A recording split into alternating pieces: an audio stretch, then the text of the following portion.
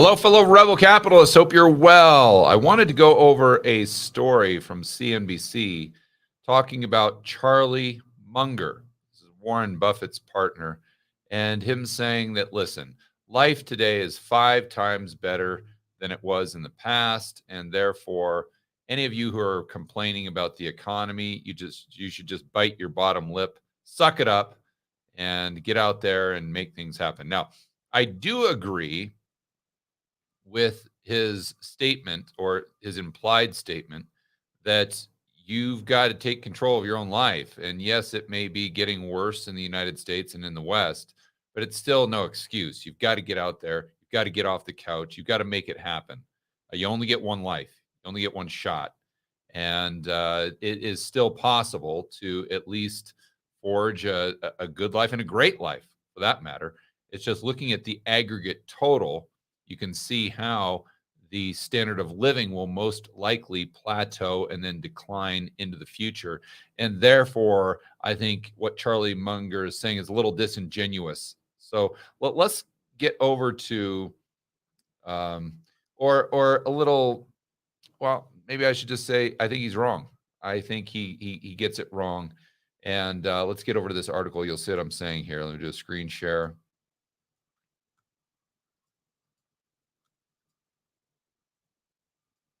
So stop complaining, says billionaire investor Charlie Munger. Everyone's 5 times better off than they used to be. So this statement is accurate. I mean, he goes back to like the Great Depression.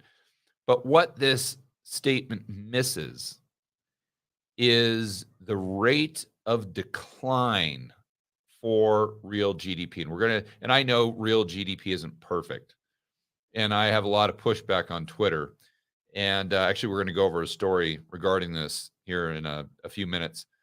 But show me the country where the standard of living is improving and real GDP is going down, or even real GDP is flat, right? So again, I know it's not a perfect measurement, but I think it's a pretty good proxy on the standard of living in aggregate total. And what he misses here is the rate of increase is going down. So during Charlie's lifetime, he saw a massive improvement in the standard of living. I mean, massive.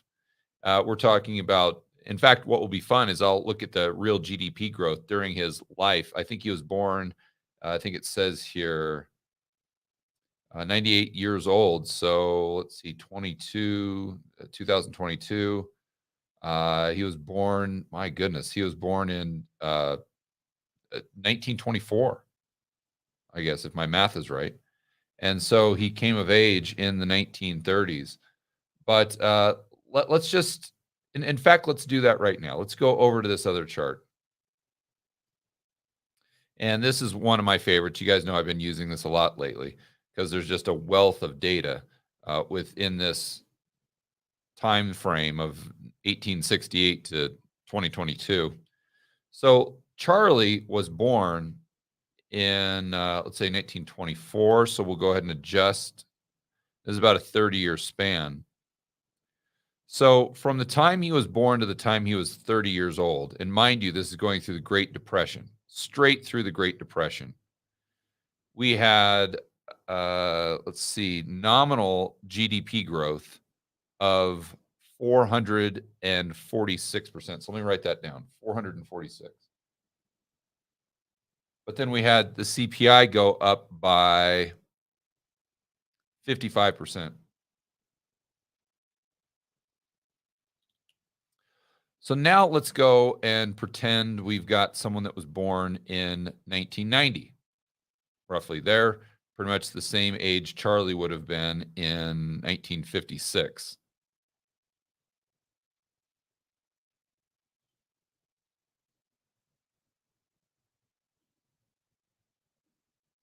So 1990 to 2021. And you see we've got a 300% increase during this roughly 30-year span of nominal GDP, but look at consumer prices. Consumer prices went up by 111%. So the real GDP, I mean, you guys don't even have to do the calculation.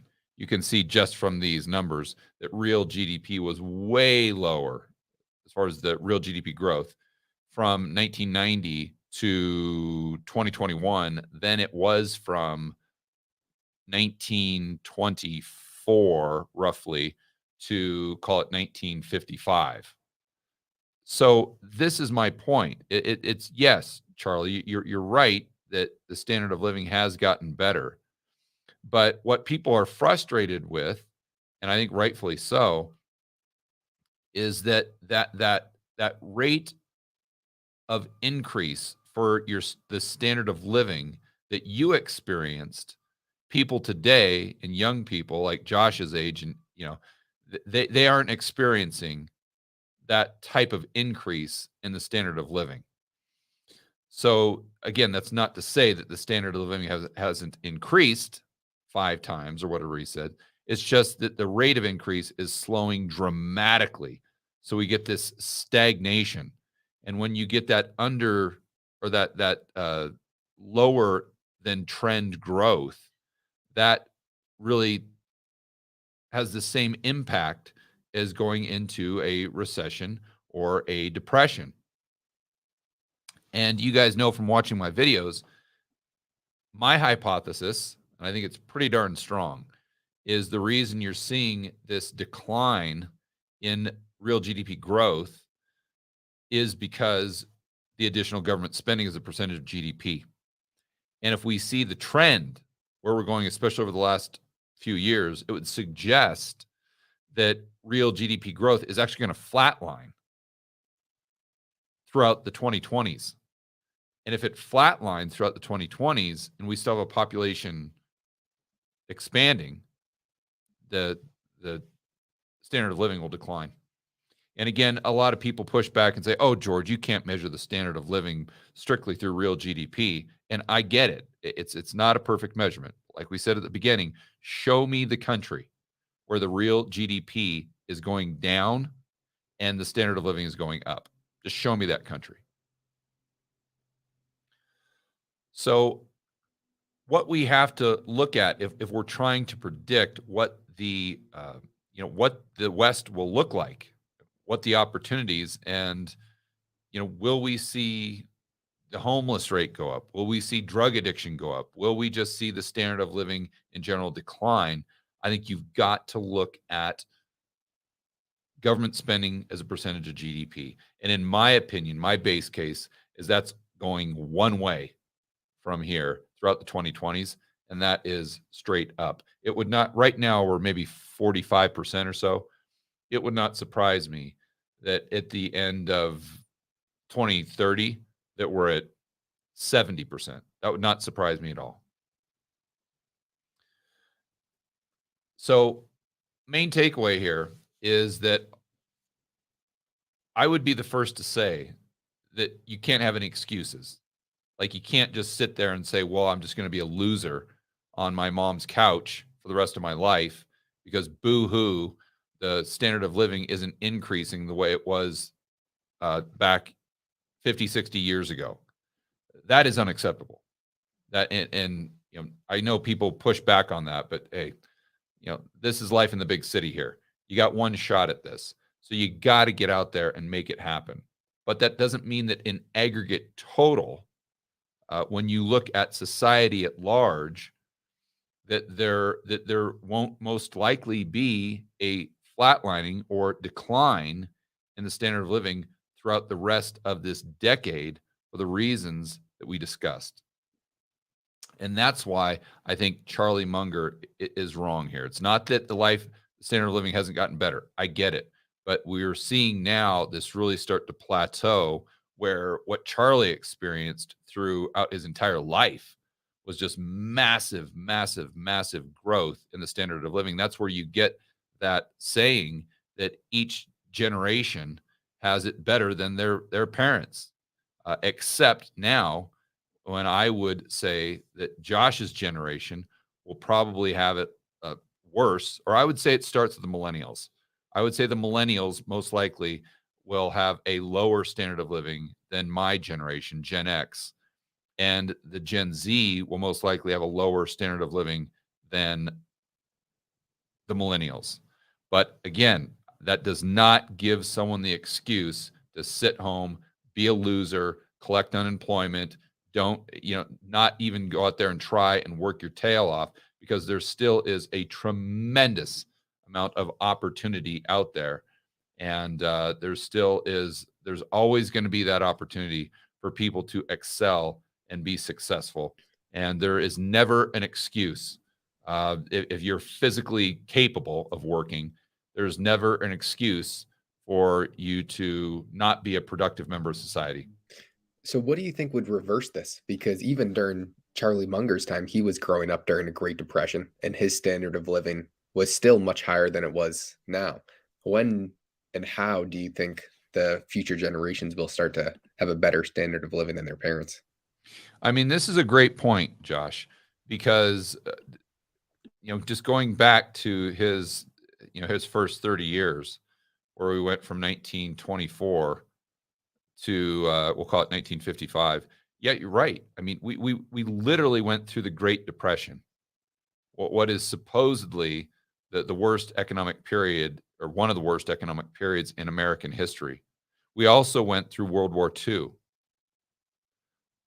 So, if I asked anyone on the street, do you think the real GDP or the economy did better between the end of the 1920s throughout the Great Depression and World War II, or do you think the economy did better since 1990? I guarantee you 99% of the people are going to say 1990 to 2021. I almost, the Great Depression, for heaven's sakes, right? We went through the GFC, but it was still nothing like the Great Depression, or so we think. And that's my point. When you actually look at the data, you see that the people were not, the people's standard of living increased far more during the Great Depression, during World War II, than they did from 1990 to today. And you include the internet boom, you include all of the things that we've seen, all the inventions, all of the things that make life what it is today that we didn't have in the 1990s. I mean, you and I joke around about this all the time. When I was growing up, you didn't even have GPS. You would have to, and I'm sure many of the people on this live stream can relate, where you were driving around in a car. Remember that, when you didn't have a GPS on your phone and you actually had to use a map? Like, Josh, I don't know. You've probably never even seen a map, have you? Well, when we were in Colombia, and the internet's not great, you'll have to look at your phone and try and navigate it. No. I mean a paper Oh, map I've seen a goes in paper map, in the but glove box of your car. Have you ever even seen one of those? I've seen one, but if I had to try and read one, it would probably fry my brain. So, with all of these technological advances, we still have not increased the quality of life to the point at which they did during the Great Depression and World War II. I think that's my main point. But what's going to reverse that? Because I mean, we were going through the Great Depression and then World War II, and our standard of living is still getting lower now when apparently our economy is booming. But what is it a psychological shift? Is it just smaller government? But then how does that happen? It's just, well, yeah. I mean, it's smaller government. You have to have smaller government. If we continue to allow government to increase in size, then I think it's inevitable that we look back and when we're in 2030 or 2035 and we say, wow, what just happened? That we have a, like Japan, a lost decade. I think we're going to have not just a lost decade, but a decade of serious decline if we continue to allow government spending to increase. So that goes back to the only tool that we have, the best resource, is our ability to convince people and persuade our fellow Americans or anyone in the West that the dangers of allowing government to increase in size. And we need to persuade them to vote to decrease government. And that's going to be very difficult to do, but Yeah, not impossible. how Not would that impossible. happen though? Because we did a story yesterday where you were talking about 63% of Americans are in favor of more stimmy checks, and That's that's why I basically said it's going to be very, very difficult. yeah. I mean, we would need to probably see serious economic pain before people would even consider that. Yeah, I mean, that's my base case. To be honest with you, that's my base case here. And that I don't like to be negative, but I want to be realistic about it. And I'm not saying that I'm not going to continue to try to convince people that we need smaller government. I'm definitely, in fact, I'm going to try as hard as I possibly can. I'm going to continue, even if there was just a 1% chance that we move the needle, like on this channel, I'm going to do everything I possibly can to persuade people that we need to lower taxes, we need to lower government spending. And it's not just something that's a matter of left or right. It's a matter of quite literally life and death. When you look at what will most likely happen to the poor and middle class and how we see the drug use increase and the homelessness go up. I mean, we're seeing the average life expectancy in the United States actually going down. So I don't think I'm exaggerating when I say this is a matter of life and death. But unfortunately, my base case is government spending continues to increase until you get to a point where it just society collapses. And although that's my base case, I'm going to try my hardest to prevent that from happening. So I don't want to seem like I'm a defeatist. But if I'm betting money on how this plays out, that's where I'm placing my bet, unfortunately. That government just continues to grow and grow and grow. Because once you get people addicted to quote unquote free stuff or quote unquote free money, it's very difficult to take that away and get them headed down a path of austerity. And I mean, just go back to 1913 when we started the income tax. It didn't start with what we have today. It just continued to increase and increase and increase. And the amount of government continued to go up and up and up. Why? Because, 1776, we start a revolution because we don't want to pay taxes. So people remember that. And they remember the evils of inflation, as an example. I mean, I was just doing research on the Legal Tender Act of 1862.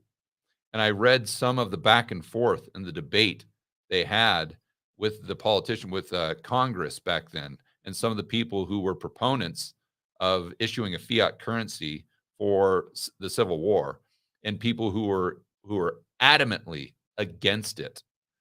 And when you read the back and forth that they had, during the Civil War, you see how ingrained the fear of inflation was in their mind, and the hatred of a central bank, and the hatred of big government, and the hatred of taxes.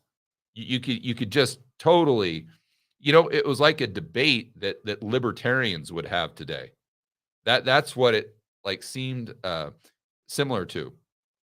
But then you get further and further removed from the American Revolution, from 1776 or the late 1700s, and you get people forget.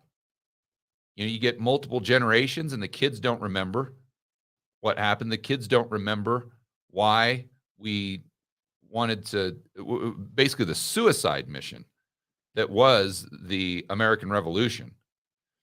They don't remember that. They don't remember why our ancestors and our forefathers fought that war and took that just insane amount of risk, right?